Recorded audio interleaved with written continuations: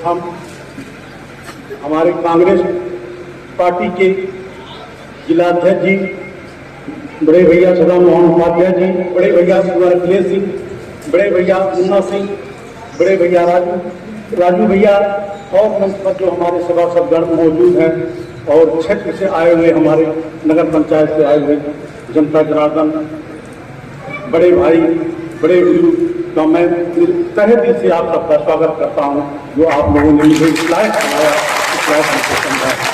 और व्यापारी समाज से आए हुए हमारे किशोर भैया और सुभाष जायसवाल जी, मैं आपको पूर्ण विश्वास दिलाना चाहता हूं कि जो आप लोगों ने मेरे ऊपर विश्वास किया, मैं उस विश्वास पर अगर मेरा जान भी चला जाएगा तो भी मैं आपके विश्वास पर कभी टिकने नहीं दूंगा। और जो भी व्यापारी भाइयों की समस्या आएगी, जो मेरे ऊपर तरह तरह का लोग लांछन लगाते थे, व्यापारी भाइयों को भड़काते थे कि ये तो जीत जाएगा तो पाकिस्तान बना देगा, यहाँ हिंदू मुसलमान का बवाल हो जाएगा, ऐसी नौबत अगर आई तो पहले नंबर हबीब अपना जान न्यौछावर करेगा, उसके बाद आप। और आप लोगों ने जो मेरे ऊपर विश्वास किया है, उस विश्वास को कभी हम आपके विश्वास को कभी हम डूबने नहीं देंगे, आपके विश्वास पर हमेशा हम खराब करेंगे, जो है ये मेरा वादा है। और जो बड़े भाई सांसद जी ने सुझाव दिया है, जो बड़े भैया मुन्ना सिंह ने सुझाव दिया है, जो हमारे जिला अध्यक्ष ने सुझाव दिया है, मैं उस सुझाव को जो है अपने कार्यकाल के अंदर लागू करने का काम करूंगा और उनके बातों को अपने स्वरूप पर लेकर के चलूंगा, जो है। और फिर भी पुनः आप सबका स्वागत करते हैं, आए हुए सारे जनता को, नेताओं का मैं अपने तहे दिल से स्वागत करता हूं। अगर मुझसे कोई बोलने में उनकी कमी होगी तो क्षमा करिएगा। जय हिंद, जय भारत, जय कांग्रेस। पत्रकार बंधुओं, उपस्थित माता और बहनों, क्योंकि आज गाना तो बहुत कुछ चाहता था, लेकिन आप खुशी में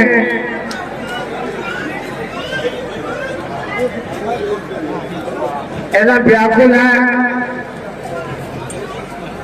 और मैं इतना ही कहूंगा कि यह सिनौली नगर पंचायत जब बनी थी तब मैं आपके क्षेत्र का विधायक था और मैं कांग्रेस पार्टी से जीता था और अखिलेश यादव जी के आशीर्वाद से सिनौली नगर पंचायत उस समय बनी थी।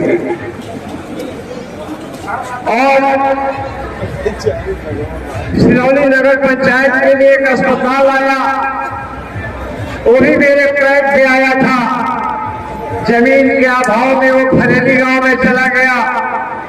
एक शमशान घाट आया था, वो भी जमीन के अभाव में फरेली गांव में चला गया।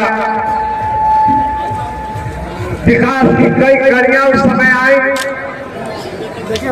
लेकिन सिनौली को छूते हुए बगल के गांव में चली गई। इतना ही नहीं हुआ, हालात ये थे कि सिनौली में चलने के लिए सड़कें नहीं थी, नालियां नहीं थी। हमारे बड़े भाई साहब सांसद हुए, भाई हर्षवर्धन सिंह सांसद हुए, भाई पंकज चौधरी जी सांसद हुए। यहाँ व्यापार मंडल के पदाधिकारी बैठे हैं। हर आदमी को माला पहनाता था। भाई अमरभाई त्रिपाठी जी उस समय उत्तर प्रदेश सरकार के मंत्री हुआ करते थे। सिनौली में सड़क और नाली का अभाव था, लेकिन एक जितेंद्र प्रसाद जी जो इस समय बीजेपी की गवर्नमेंट में उत्तर प्रदेश सरकार के पीडब्ल्यूडी मिनिस्टर हैं, उस समय हमारी कांग्रेस सरकार में भूतल परिवहन मंत्री हुआ करते थे और राहुल गांधी जी के पास मैंने सिफारिश की। एक हमने घटना देखी थी, निरंजना होटल के सामने विदेशियों का एक टूर आया, औरतें चारों ओर से खड़ी हो जाती थी, बीच में एक महिला बैठ जाती थी। मुझको संजय तिवारी जी, आप सारे लोगों से मेरी प्रार्थना है कि हमको बोलने का 10 मिनट का अवसर दे, उसके बाद काम साल तो चिल्लाना ही है।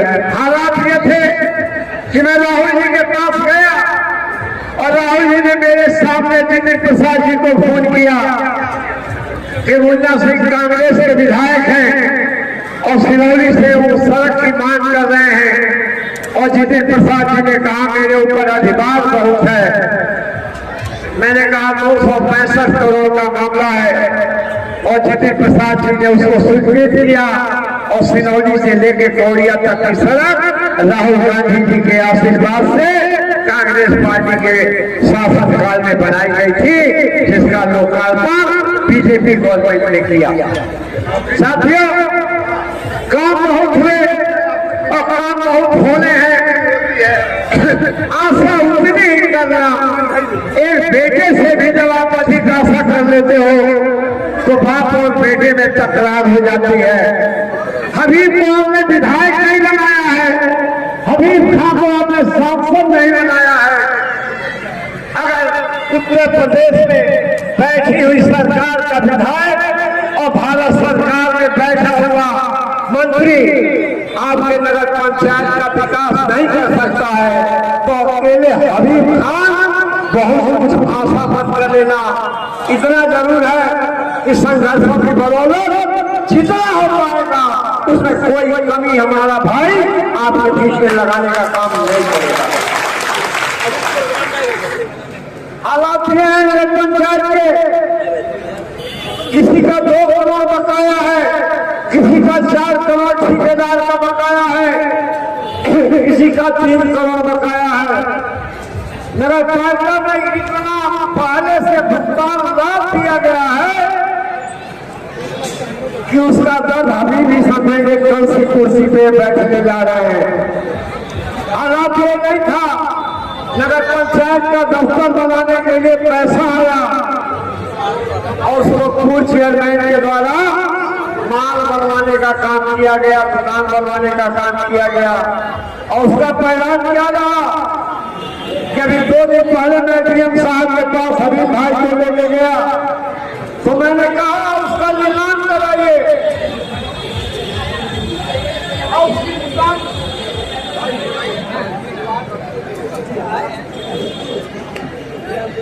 उसका परिणाम ये रहा कि मैंने सुझाव दिया कि आप लॉटरी सिस्टम दुकान का निकाल दीजिए, दुकान की एक मालियत निकाल दीजिए और दुकानदार को दुकान दे दी जाए और उस पैसे से भी नए कार्यालय का निर्माण हो सके।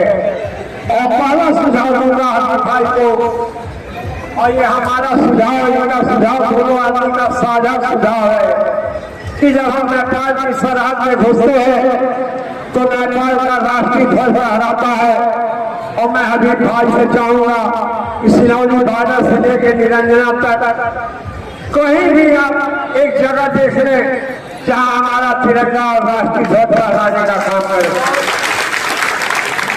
जो 5 साल में नहीं हुआ था उसको करें, गलियों के विकास के लिए, कस्बे के विकास के लिए जितना हो पाएगा उतना किया जाएगा। हबीब भाई का मेरा संकल्प था कि टेम्पू वालों से पैसा नहीं लिया जाएगा। हम भी चाहते हैं और हबीब भाई भी चाहते हैं कि टेम्पू का जिस दिन टैक्सी स्टैंड का ठेका समाप्त होगा उसके बाद दूसरा टैक्सी स्टैंड का ठेका हम लोग नहीं करेंगे। गुनाह बहुत हुए हैं, यहाँ लोग चेयरमैन रहे और विधायक पद के लोगों ने टैक्सी स्टैंड का ठेका लेने का काम किया, उनके रिश्तेदारों ने ठेकेदारी करने का काम किया। जब नेता पैसे से छूट के आएगा, जब घर के अंदर बहू दहेज में आएगी तो बहू अपने माँ बाप की सेवा नहीं करेगी और नेता जब पैसे पे छूट के आएगा तो कभी भी समाज की सेवा करने का काम नहीं करेगा। ये हरेक अपनी ताकत, अपनी मेहनत, अपनी ईमानदारी की बदौलत जीते हैं। ये पठान का बच्चा है, मुसलमान ईमान का बच्चा है और मैं इससे वादा करवाता हूँ कि आने वाले दिन में मुसलमान ईमान को लेकर के समाज की सेवा करने का काम करना। इन्हीं शब्दों के साथ अपनी बातों को विराम देता हूँ। जय हिंद, जय भारत। जब हमने राजनीति की शुरुआत किया था तो उस दौर में रामवृक्ष जी यहाँ बैठे हैं। एक बड़े जमींदार को हरा करके उन्होंने ग्राम सभा हरदी डाली का प्रधान बनने का सौभाग्य प्राप्त किया था। हमारे बहुत से वो सहयोगी साथी विभिन्न पदों पर पदारोहण हो चुके थे, आसीन हो चुके थे। हबीब को कई बार हमने प्रधानी का चुनाव लड़ाया, लेकिन हम कामयाब नहीं हुए। इस बार हमें पुनर्मतगणना में 24 मतों से विजय प्राप्त हुई है। ये चुनौती है हबीब आपके लिए। इस विजय का श्रेय सुभाष जायसवाल को जाता है। इस विजय का श्रेय बृजकिशोर साहू को जाता है। इस विजय का श्रेय सदामोहन उपाध्याय को जाता है।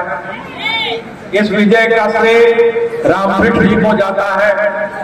इस विजय का श्रेय हमारे उन सभी कार्यकर्ता साथियों को जाता है जो जिस गांव में भी रहते थे, वो सोनौली नगर पंचायत के जिस भी गांव में उनके संबंध थे, रिश्तेदारियां थी, उन्होंने उनको टटोला और टटोल करके ये विजय की माला पहनाने का कार्य किया। लेकिन तकलीफ है, हमें ये जीत मिलनी थी 1500 मतों से, जीत मिली केवल 24 मत से। इसलिए जो बुजुर्ग लोग हैं, जो हमारे उम्र के लोग हैं, तो एक बार घर जाकर के चिंतन मनन करें। हमारा ही 1000 वोट हमारे हाथों के नीचे से निकल गए, हमारा ही 1000 वोट। और ये क्यों निकला? हम अति आत्मविश्वास में थे। पप्पू खां यहाँ कुछ बैठे होंगे, कुछ सरवा, इनकी ईमानदारी में, इनकी निष्ठा में कोई कमी नहीं है। जब काउंटिंग होनी थी, कहे भैया बेईमानी हो जाएगी। मैंने कहा मैं लखनऊ में बैठा हूं और चुनाव आयुक्त लखनऊ में ही है, मनोज कुमार जी। अगर अपने लोगों ने वोट दिया होगा तो निश्चित ही तौर पे विजय होगी। संशय तब होगा जब अपने मतों में सेंध लगी होगी। और मतगणना का पहला चरण, दूसरा चरण आता गया। मैं लखनऊ में बैठा था, दिन में मैं एसी नहीं चलाता हूं, पसीना आ रहा था। मेरी श्रीमती जी ने कहा आप परेशान क्यों हो? मैंने कहा मेरे जो अनुमान थे वो अनुमान धोखा खा रहे हैं। नेहाल इराकी को बधाई दूंगा। अंतिम चरण में अशोक सिंह नई कोर्ट ने मुझे फोन किया कि लगभग 46 मतों से हबीब जीत चुके हैं, प्रशासन बेईमानी कराना चाहता है। ये आपकी ताकत थी कि प्रशासन बेईमानी नहीं करा पाया। और जब आप दोष देते हैं कि भारतीय जनता पार्टी ने हरा दिया हमें, तो याद रखो जो 1000 मत खिसक गए वो मत हरा देते हैं। भारतीय जनता पार्टी आपको नहीं हरा पाती, याद रखना। राजनीति का एक लंबा अनुभव है। बहुत कम उम्र में आपने मुझे एमएलए बनाया, कम उम्र में ही मैं एमपी भी बन गया। और मुझे सौभाग्य है कि मेरे भाई को आज यहाँ की जनता ने एमएलए बनाया। ये बात इसलिए कहना चाहता हूं कि इस बार जो लोग समाज के अंदर फिरका परस्ती की राजनीति करना चाहते थे, उन्हें मुंह तोड़ जवाब देने का काम किया। और पप्पू खान आपको इसलिए कहता हूं कि बृजकिशोर साहू जी यहां बैठे हुए हैं। याद करो, मैं नाम नहीं लूंगा उस व्यक्ति का, आज जेल में तपस्या कर रहा है, मंत्री था, लेकिन उसी बृजकिशोर साहू को महुआ साधन सहकारी समिति से सब लोगों ने सभापति बनाया था या नहीं बनाया? बोलो सही कह रहा हूं, गलत कह रहा हूं? कितनी परीक्षा लोगे हमारी ताकत, कितनी परीक्षा लोगे? आप जिस जगह पर बैठे हो, यहाँ चौधरी हैं या नहीं है? अभी चौधरी थे, चौधरी से देखो राजगिरी का काम करता था, जुड़ाई का काम करता था, मिस्त्री था। अगर वो चौधरी नहीं होता तो 1984 में अजीत सिंह की हत्या का पर्दाफाश नहीं होता।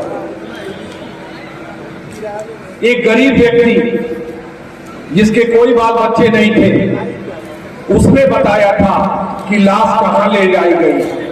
तो आप उस क्रांतिकारी धरती के लोग हो, इस क्रांतिकारी धरती के लोगों ने बंदूक की भाषा को, गोली की भाषा को गोली में बदलने का काम किया।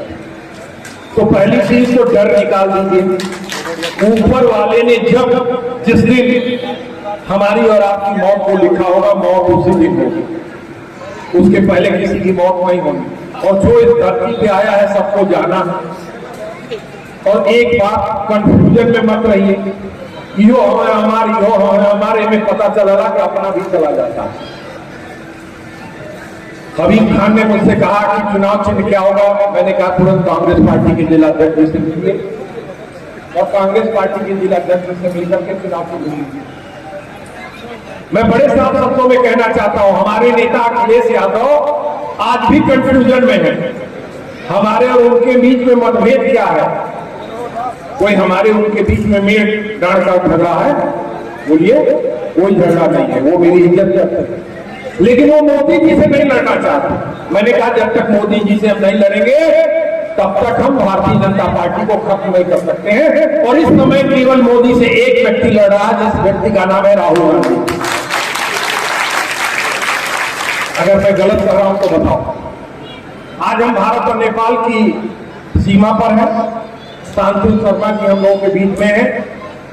हमारी ये सदैव सोच रही है कि भारत और नेपाल के बीच में मुक्त व्यापार होना चाहिए। दुनिया में केवल यही दो मुल्क हैं जहां की सीमाएं खुली हुई है। 14 अगस्त 1947 को इस देश का बंटवारा हुआ और पाकिस्तान दुनिया के मंच पर एक नया मुल्क बना। लेकिन भारत और पाकिस्तान के बीच में 10, 20, 25, 50 बड़े लोगों के बीच में शादियां होती हैं। लेकिन नेपाल और भारत का वो रिश्ता है कि हर साल पिथौरागढ़ से लेकर काकरबिट्टा तक चले जाइए, लाखों लड़के और लड़कियों की शादी होती है। हमारा रोटी और बेटी का संबंध है। बोलिए सही है गलत है? नेपाल का नागरिक भारत में आएगा, उससे पूछा नहीं जाएगा कि आपका वीजा है कि नहीं, आपका पासपोर्ट है। तो जब दो देशों के बीच में खुली सीमाएं, हमारे और उनके बीच में रोटी और बेटी का संबंध है, तो जो चीज नेपाल में पैदा होती है भारत में आनी चाहिए, जो भारत में पैदा होती है नेपाल जानी चाहिए। बोलो सही कर रहा हूं गलत कर रहा हूं? और मैं यही कहना चाहता था, नाम भूल रहा था, इस जीत में वकील का भी योगदान। इस जीत में तो आपके ऊपर हबीब भाई बहुत दबाव रहेगा, लेकिन दबाव से मुक्त होकर के ऊपर वाले को याद। मैं ये मानता हूं कि जो भी जिस धर्म को मानने वाला है अपने धर्म के बताए हुए रास्ते पे कल चलेगा तो उससे गुनाह कम से कम होंगे। बोलिए सही कह रहा हूं गलत कह रहा हूं? तो कभी किसी दबाव में आने की जरूरत नहीं। कई लोग हमसे कहते हैं कि नेताजी आपको क्या मिला? हमने कहा क्या नहीं मिला ये बता। मैं अपने जीवन से पूर्णतया संतुष्ट हूं।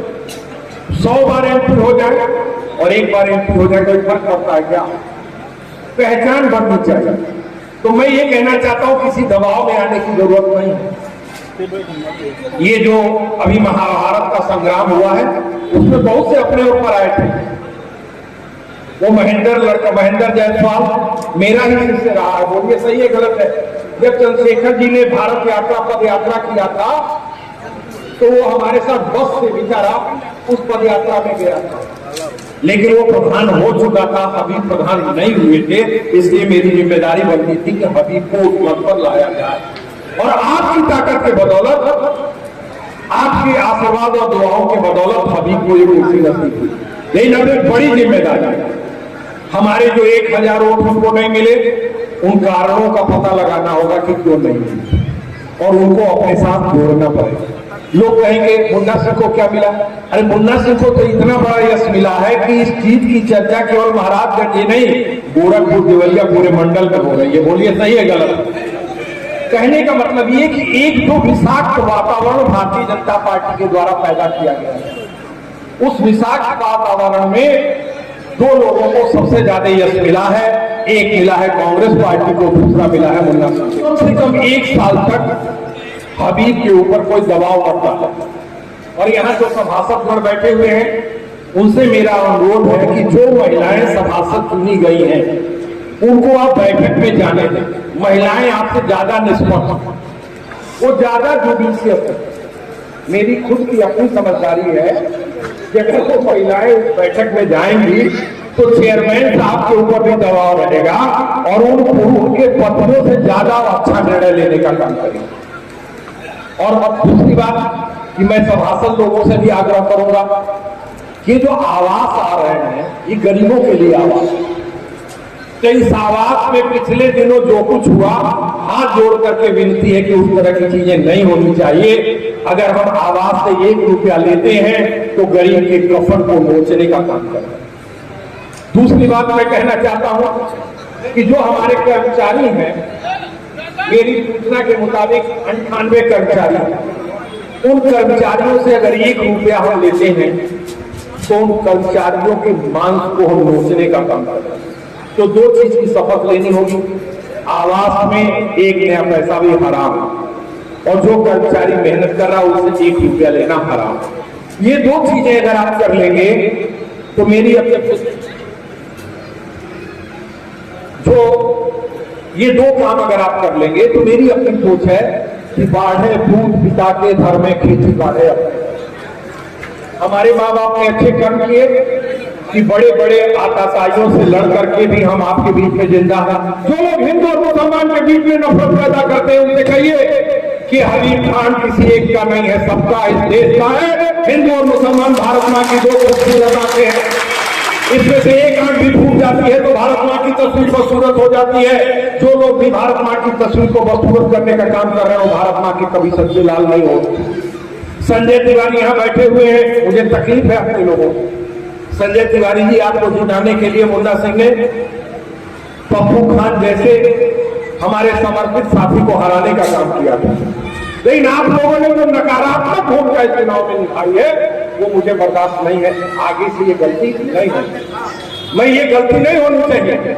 आप लड़िए, मैं बधाई दूंगा सदा मोहन उपाध्याय को कि सदा मोहन उपाध्याय ने कभी हिम्मत हारने का काम नहीं किया, और इस चुनाव में उस व्यक्ति ने कदम से कदम मिलाकर के चलने का काम किया। हम अपना वोट दे दें ये बहादुरी की बात नहीं है, अपना वोट अधिक से अधिक दिलवाने का कार्य, ये हमारी बहादुरी है। मैं कहना चाहता हूं बड़े खुले साफ शब्दों में आज कि अगर हमारे लोगों ने जो रणनीति हम लोगों ने बनाई थी उस रणनीति पे चले होते तो आज 1500 से ऊपर के अंतर से ये जीत होगी। दूसरी बात मैं कहना चाहता हूं, हबीब खान आपके ऊपर कोई दबाव नहीं है। आपने खेत नहीं बेचा है, आपने चुनाव में अपने घर का पैसा नहीं लूटा, दूसरे लोगों ने लुटाया। 2 प्रत्याशियों को तो मैं जानता हूं जो बर्बाद हो गए। इसलिए मैं आपसे कहना चाहता हूं कि बिना किसी दबाव आपको काम करना है, बिना किसी दबाव के काम करना है, निष्पक्षतापूर्वक काम करना है। जिस दिन नेपाल के महामहिम राष्ट्रपति जी ने अपना अध्यक्षीय संबोधन किया था उस दिन ही मुझे बता दिया था कि नेपाल सरकार ने भारत और नेपाल के बीच में जो गिट्टी बालू को प्रतिबंधित किया गया था उसको खोलने के लिए प्रस्ताव पारित कर दिया। जैसे जैसे हमारी समझदारी बढ़ेगी वैसे वैसे भारत और नेपाल की सीमा पर विकास होगा। अगर ये व्यापार खुलेगा तो नेपाल सरकार को प्रत्यक्ष रूप से 5,000 करोड़ सालाना की आय होगी और अप्रत्यक्ष रूप से 50,000 करोड़ रुपए का लाभ होगा, और हमारा फायदा ये होगा कि लाखों मजदूरों को रोजगार मिलेगा। इस पर भी मैं ये चाहूंगा कि हबीब खान जी उसमें जिस तरह की रुकावटें आती हो व्यापारियों से बैठ करके आप वार्ता कर लेंगे। ईश्वर के नाम पर शपथ लेता हूँ एवं सत्यनिष्ठा से प्रतिज्ञान करता